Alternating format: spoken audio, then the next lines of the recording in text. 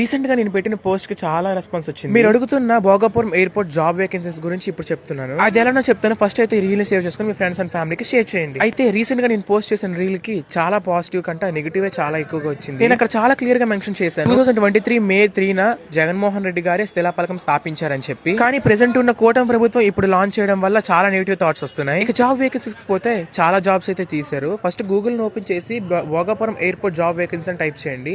మీకు ఒక మెనూ అయితే ఓపెన్ అవుతుంది.